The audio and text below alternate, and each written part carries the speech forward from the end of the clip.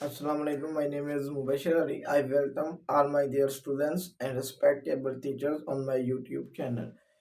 In this video, I will teach you 8th class math exercise 3.1 question number 5। Question number 5 start करने से पहले अगर आप मेरे चैनल पर न्यू हैं तो मेरे चैनल को सब्सक्राइब करें। आइए क्वेश्चन नंबर 5 स्टार्ट करते हैं। क्वेश्चन नंबर 5 हमारे पास ये है, if A B C are the length of the triangle A B C. A B C हमारे पास एक ट्रायंगल है, जो स्मॉल ए बी सी है ये उसकी लेंथ है ट्रायंगल की। Then tell which of the following triangle are not right angle triangle. आपने ये बताना है ये वाली और ये वाली तीनों जो है, दोनों जो है ये ट्रायंगल की साइज है, इनमें से बताना कौन सी राइट ट्रायंगल नहीं है। Any of angle A B C में भी राइट एंगल, इन तीनों में से कोई भी राइट एंगल हो सकता है। राइट एंगल वो होता है the angle which is equal to 90 degree is called the right angle. अब राइट एंगल ट्रायंगल ऐसी ट्रायंगल होती है जिसमें एक एंगल 90 का हो। तो हमने ये चेक करना है तो ये हमारे पास राइट एंगल ट्रायंगल है या नहीं है। तो चेक करने के लिए जो सबसे बड़ी साइड होना है उसे आपने हाइपोटेन्यूज समझना है। जो दूसरी दो साइड है उनमें से एक बेस हो जाना है और एक आल्टीट्यूड हो जाना है। अगर इस हाइपोटेन्यूज का स्केल दूसरी दो साइड स्केल के सम के इक्वल आ जाए तो इट्स मींस वो राइट एंगल है। अगर इक्वल ना आया तो इट्स मींस वो राइट एंगल नहीं है। तो पाइथागोरस थ्योरम के मुताबिक हाइपोटेन्यूज हमारे पास सी है, तो सी का स्क्वायर इज इक्वल टू ए का स्क्वायर प्लस बी का स्क्वायर। अगर ये लेफ्ट हैंड साइड और राइट हैंड साइड का आंसर इक्वल आ गया तो फिर ये राइट एंगल ट्रायंगल है। अगर इन दोनों का आंसर इक्वल ना आया तो फिर ये राइट एंगल ट्रायंगल नहीं। जो बड़ी साइड होनी है उसे आपने हाइपोटेन्यूज समझना। तो बड़ी साइड हमारे पास सी है, इस वजह से मिलता है सी का स्क्वायर इज इक्वल टू ए का स्क्वायर, यानी ये हाइपोटेन्यूज बन जाता है, ये बेस का स्क्वायर और ये आल्टीट्यूड का स्क्वायर। तो सी हमारे पास 7 है, इधर आ जाना 7 का स्क्वायर। ए मींस ए की वैल्यू हमारे पास 6 है तो 6 का स्क्वायर प्लस बी की वैल्यू हमारे पास 5 है तो इधर 5 का स्क्वायर आ जाना। 7 का स्क्वायर मींस 7 तो 7 से मल्टीप्लाई करें तो इसका आंसर 49 आता है। 6 का स्क्वायर मींस 6 तो 6 से मल्टीप्लाई करें इसका आंसर 36। 5 का स्क्वायर मींस 5 तो 5 से मल्टीप्लाई करें इसका आंसर 25 आता है। 49 इज इक्वल टू 36 में 25 प्लस करें तो ये 61 आ जाता है। तो 49 जो है ये 61 के इक्वल नहीं होता, तो इट्स मीन ये नॉट राइट ट्रायंगल है, ये right triangle not right triangle, not right triangle. ये हमारे पास राइट नॉट राइट ट्रायंगल, ये राइट ट्रायंगल नहीं है। अगर इन दोनों का आंसर इक्वल आ जाता तो फिर ये राइट ट्रायंगल होनी थी। इसी तरह ए हमारे पास 8 है, बी हमारे पास 9 है, सी हमारे पास 145। तो इन तीनों में सबसे बड़ी साइड सी है, तो सी हमारे पास हाइपोटेन्यूज हो जाता है। तो इट्स मीन हाइपोटेन्यूज का square is equal to base का स्क्वायर। ए हमारे पास बेस और बी हमारे पास आल्टीट्यूड। जो बड़ी लेंथ होनी है उसे आपने हाइपोटेन्यूज समझना है। तो सी की वैल्यू हमारे पास दी हुई है 145,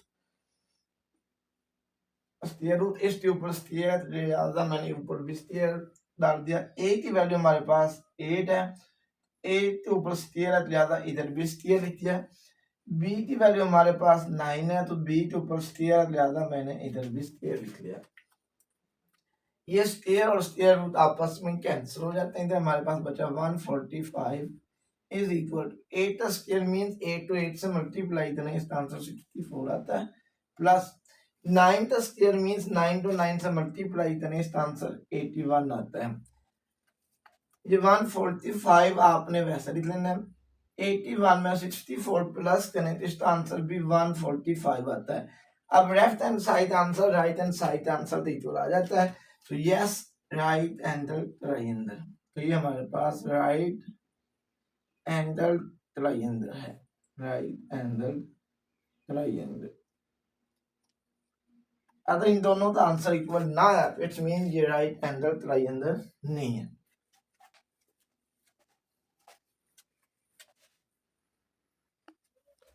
क्वेश्चन नंबर 6 हमारे पास है, in a right angle triangle ABC with hypotenuse C. अब ए बी सी हमारे पास राइट ट्रायंगल है, उसमें कंडीशन बताई है जो हाइपोटेन्यूस होना चाहिए वो हमारे पास पॉइंट सी वाला ही होना चाहिए। And sides A and B, C उसका हाइपोटेन्यूस है बट ए और बी उसकी साइड्स हैं। फाइंड द अननोन एंगल, आपने अननोन एंगल फाइंड करना है।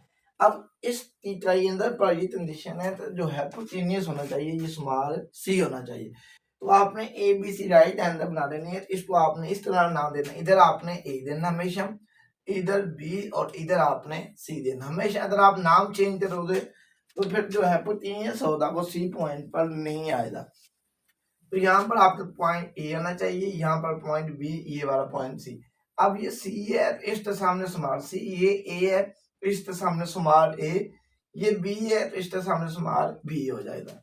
अब सी की वैल्यू हमारे पास 61 है, ए की वैल्यू हमारे पास 60 है, उसने आपसे बी की वैल्यू पूछा, बी की वैल्यू हमने फाइंड करनी है। यूजिंग पाइथागोरस थ्योरम, हाइपोटेन्यूस का स्क्वायर सी का स्क्वायर इज इक्वल टू, ये hypotenuse is equal to base का स्क्वायर, बेस हमारे पास है बी, बी का स्क्वायर प्लस ए का स्क्वायर। अब सी की वैल्यू हमें दी हुई है 61, तो यहाँ पर लिखते 61 का square is equal to, B की वैल्यू हमने फाइंड करनी है, ऊपर वैसे लिख लें, ए की वैल्यू हमारे पास 60 है तो यहाँ पर लिख लें 60 का स्क्वायर। अब 61 का स्क्वायर मीन 61 तो 61 से मल्टीप्लाई करें तो इसका आंसर हमारे पास 1 तो 1 से मल्टीप्लाई करें 1, 1 तो 6 से मल्टीप्लाई किया 6, 6 तो 1 से मल्टीप्लाई करें 6, 6 तो 6 से मल्टीप्लाई करें ये बनता है 36, ये 1 वैसे 6 प्लस 6 12, 2 इधर 1 ऊपर 6 प्लस 1 7 और ये वाला 3 वैसे, तो इसका आंसर आ जाता है 3721।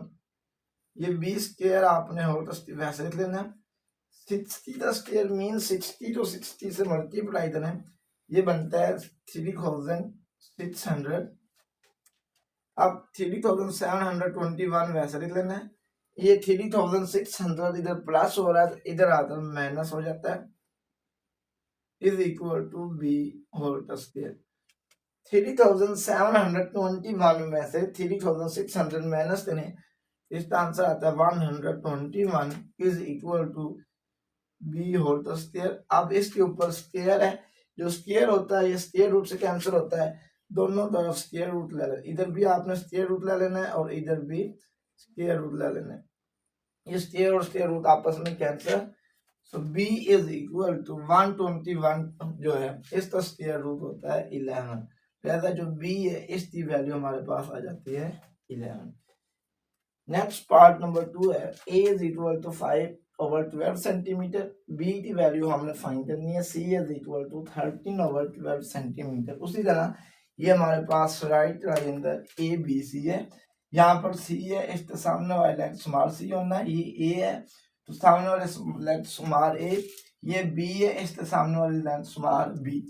c हमें दिया हुआ है 13/12 सेंटीमीटर, a हमें दिया हुआ है 5/12 सेंटीमीटर, b की वैल्यू हमने फाइंड करनी है। तो पाइथागोरस थ्योरम के मुताबिक हाइपोटेन्यूस का square is equal to base का स्क्वायर प्लस आर्किट्यूड का स्क्वायर, इसमें हमारे पास हाइपोटेन्यूस c है तो ये बन जाता है c का square is equal to b का स्क्वायर प्लस a का स्क्वायर। अब c की वैल्यू हमें दी हुई है 13/12 होल का स्क्वायर, b की वैल्यू हमने फाइंड करनी है, b का स्क्वायर ऊपर वैसे लिख लें, a की वैल्यू हमें दी हुई है 5/12, लिहाजा 5/12 तो भी ऊपर आपने स्क्वायर लिख लेना है। 13 का स्क्वायर मीन 13 को 13 से मल्टीप्लाई करें तो इसका आंसर आता है 169।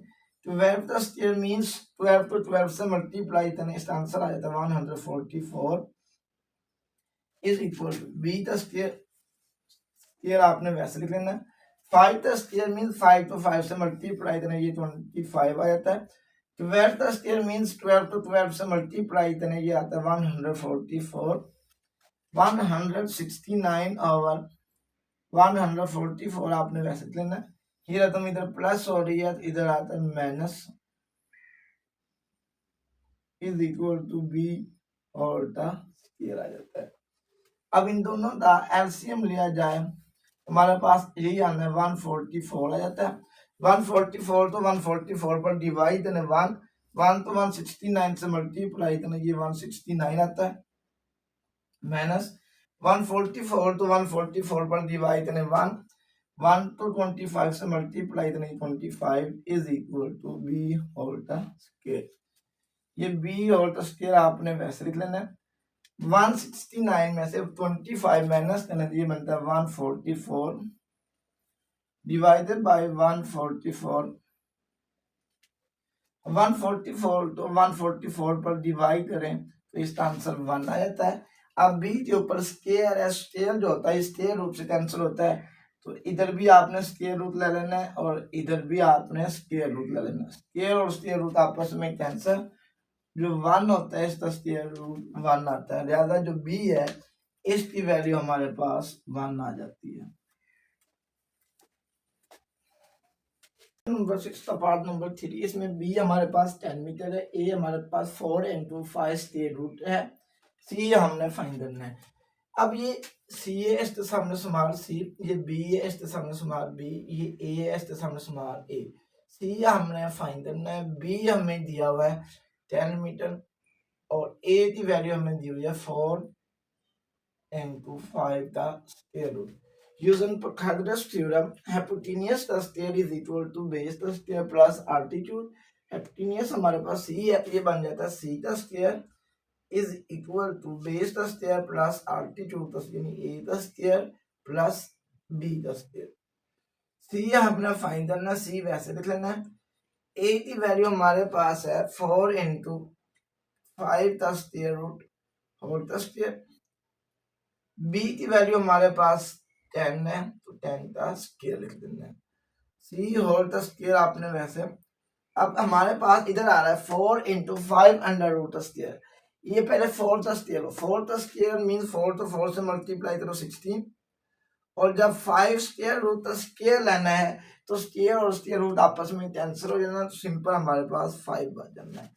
इस 4 का भी स्क्वायर लेना है और 5 स्क्वायर रूट का भी स्क्वायर लेना है। 4 का स्क्वायर 16 हो जाना है और 5 स्क्वायर रूट का जब स्क्वायर लेना है, स्क्वायर और स्क्वायर रूट आपस में कैंसिल, 5 बचा।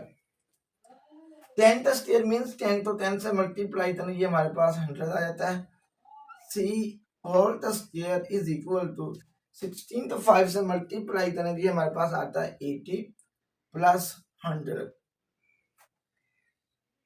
अब सी का स्क्वायर इज इक्वल टू 80 में 100 प्लस करना ये बनता है हमारे पास 180। अब स्क्वायर जो होता है स्क्वायर रूट से कैंसिल होता है, लिहाजा इधर भी आपने स्क्वायर रूट ले लेना है और इधर भी आपने स्क्वायर रूट ले लेना है। आप इसकी फैक्टराइजेशन करें 180, 2 9s are 18, ये 0 वैसे, 2 4s are 8, 2 5s are 10, 3 1s are 3, 3 5s are 15, 3 5s are 15, 5 1s are 5। तो ये हमारे पास बनता है 2 multiply 2 multiply 3 multiply 3 multiply 5 पूरे के ऊपर स्क्वायर। अब जिसका ये पेयर बन रहा है उससे स्क्वायर रूट कैंसिल हो जाएगा, जिसका पेयर नहीं बन रहा उससे स्क्वायर रूट कैंसिल नहीं होगा। तो c इज इक्वल टू, अब इस 2 का भी पेयर बन रहा है, ये 2 भी बाहर आ जाना है, इस 3 का भी पेयर बन जाना है, इससे भी स्क्वायर रूट कैंसिल हो जाना है। तो इस 5 का पेयर नहीं बना तो 5 के ऊपर स्क्वायर रूट वैसा रहेगा। लिहाजा c इज इक्वल टू इस 2 तो 3 से मल्टीप्लाई करो 6 और ये 5 का स्क्वायर रूट आपने वैसे लिखना है।